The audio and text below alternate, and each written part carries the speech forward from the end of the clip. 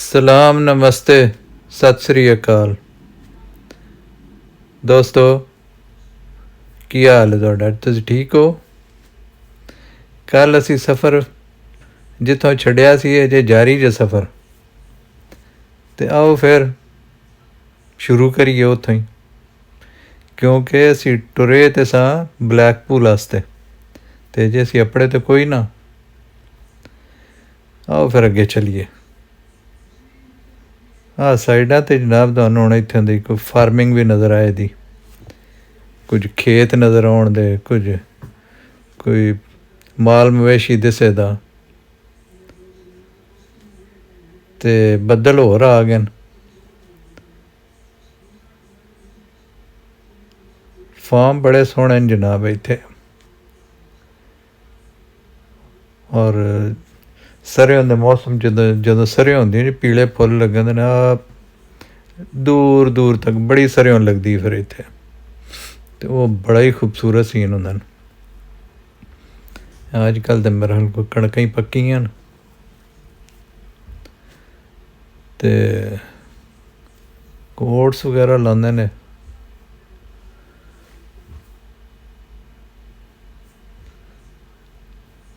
ਹਲ ਵਾਹ ਕੇ ਅਤੇ ਬੀਜ ਸੁੱਟਣਾ ਹੁੰਦਾ, ਪਾਣੀ ਦੇ ਅੱਲਾ ਨਹੀਂ ਲੱਗਦਾ ਰਹਿੰਦਾ, ਬਾਰਿਸ਼ਾਂ ਹੁੰਦੀਆਂ ਰਹਿੰਦੀਆਂ ਨੇ, ਅਤੇ ਜਿਹੜੀ ਮੁਕੱਦਰ ਦੀ ਫਸਲ ਉਹ ਹੋ ਜਾਂਦੀ ਹੈ।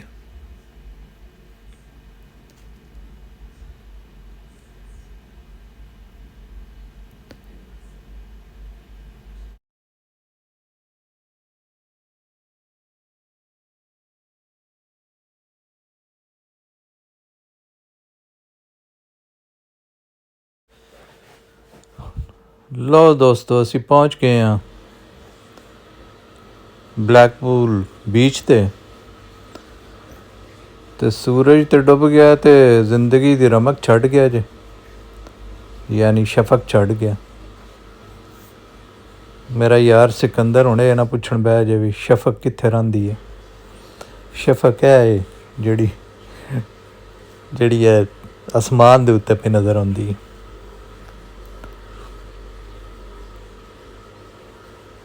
ਦੂਜੀ ਸ਼ਫਕ ਤਾਂ ਆਪਣੇ ਘਰ ਹੀ ਰਹਿੰਦੀ ਹੋਣੀ ਹੈ। ਇਹ ਜਨਾਬ ਟਰਾਮ ਜਾਂਦੀ ਹੈ ਪਈ। ਬੀਚ ਜਿਹੜਾ ਨਾ ਇਹ ਕਾਫੀ ਲੰਬੇ ਪੈਮਾਨੇ 'ਤੇ ਇੱਥੇ ਹੈ, ਆਬਾਦ ਦੇ ਨਾਲ ਕੀਤਾ ਹੈ, ਅਤੇ ਉਹਦੀ ਫਿਰ ਬੰਦਿਆਂ ਦੇ ਅੱਗੇ ਪਿੱਛੇ ਜਾਣ ਵਾਸਤੇ ਉੱਥੇ ਟਰਾਮ ਚੱਲਦੀ ਹੈ, ਤਾਂ ਕਿ ਜਿਹੜੇ ਟੂਰਿਸਟ ਦੂਰੋਂ ਆਏ ਨੇ, ਜਿਹੜੇ ਇੱਥੇ ਰਹਿੰਦੇ ਨੇ ਪਏ, ਅਗਰ ਉਹਨਾਂ ਕੋਲ ਕੋਈ ਆਪਣੇ ਕਨਵੇਂਸ ਕੋਈ ਨਹੀਂ ਤਾਂ ਉਹ ਟਰਾਮ ਯੂਜ਼ ਕਰਦੇ ਨੇ।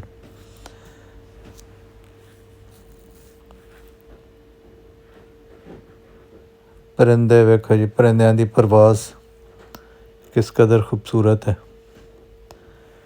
ਉੜਦੇ ਫਿਰਦੇ ਨੇ ਅਤੇ ਜਨਾਬ ਸਾਡੀ ਅੱਖਾਂ ਦੀ ਦਾਵਤ ਕਰ ਰਹੇ ਨੇ। ਇਹਨਾਂ ਨੂੰ ਵੇਖ ਕੇ ਮੇਰਾ ਵੀ ਦਿਲ ਕਰਦਾ ਮੈਂ ਵੀ ਪਰਿੰਦਾ ਹੁੰਦਾ।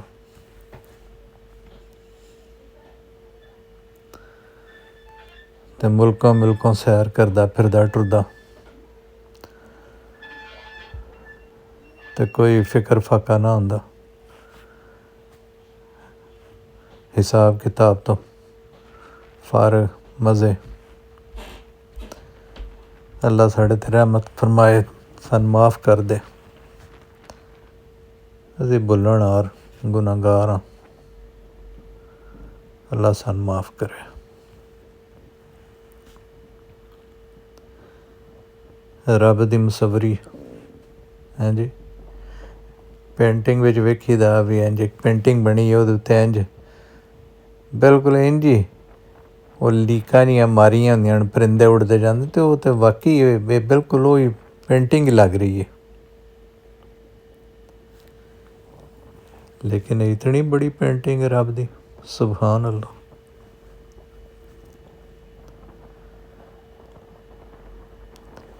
ਬੜੀ ਮਜ਼ੇ ਦੀ ਹਵਾ ਹੈ ਜੀ, ਸਮੁੰਦਰੀ ਹਵਾ ਜਿਹੜੀ ਹੈ, ਰਿਫਰੈਸ਼ਿੰਗ।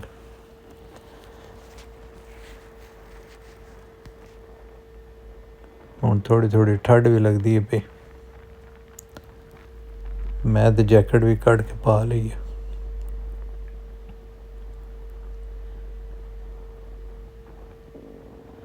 ਇਹ ਸਾਰੇ ਜਨਾਬ ਕੋਈ ਮਾਰਕੀਟਾਂ ਬਣੀਆਂ ਨੇ, ਰੋਲਰ ਕੋਸਟਰ ਉਹ ਸਾਹਮਣੇ ਜਿਹੜੇ ਉਹ ਚੱਕਰ ਜਿਹਾ ਤੁਹਾਨੂੰ ਨਜ਼ਰ ਆ ਰਿਹਾ। ਇਹ ਸਾਹਮਣੇ ਬੀਚ ਦੇ ਸਾਹਮਣੇ ਸਾਹਮਣੇ ਜਿਹੜੇ ਸਾਰੇ ਹੋਟਲ ਨੇ, ਇੱਥੇ ਤੁਸੀਂ ਆ ਕੇ ਤੇ ਚੰਦ ਦਿਨ ਗੁਜ਼ਾਰ ਸਕਦੇ ਹੋ ਮਜ਼ੇ ਦੇ ਨਾਲ।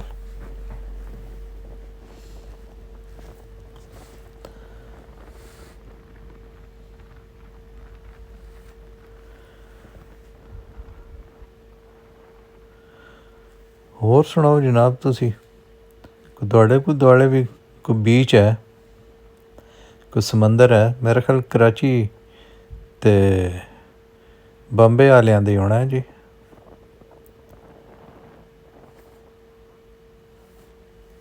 ਪੰਜਾਬ ਵਿੱਚ ਤਾਂ ਕੋਈ ਬੀਚ ਨਹੀਂ, ਦਰਿਆਵਾਂ ਦੇ ਕੰਢੇ ਹੀ ਹਨ, ਸਮੁੰਦਰ ਦਾ ਬੀਚ ਤਾਂ ਕੋਈ ਨਹੀਂ।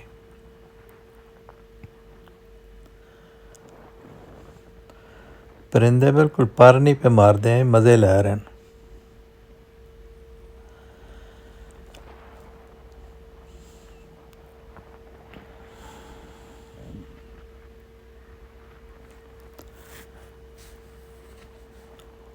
कितना सुकून है।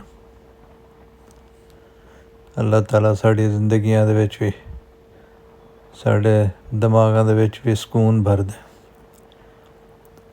ते असी पुरसकून जिंदगी गुजारिए। अल्लाह ताला तुहानूं सारिआं नूं खुश रखे।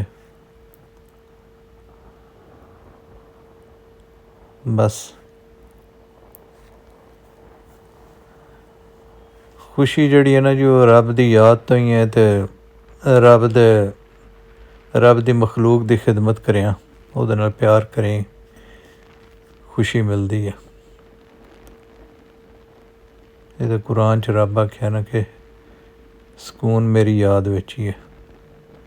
इस वास्ते रब नूं कदे ना भुल्लीए।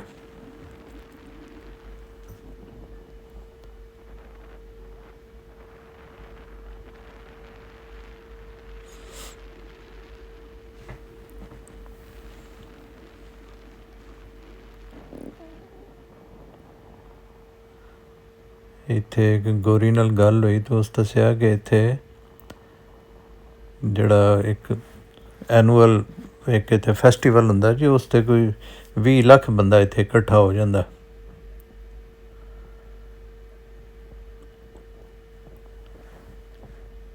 उन्हां दिनां दे विच ते फिर इत्थे टुरन नूं तीला रखण दा थां नहीं होनी जी, टुरने नूं ते दूर दी गल है।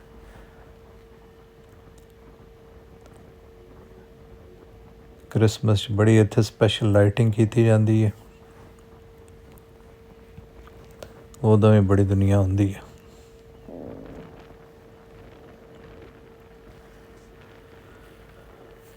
वो सामने जनाब एक टावर नज़र आ रहा होना तुहानूं, इहदे उत्ते बड़ी रंग बरंगी लाइटिंग होंदी है। पर जिहड़ी लाइटिंग है रब दी है ना जी, उफक दे विच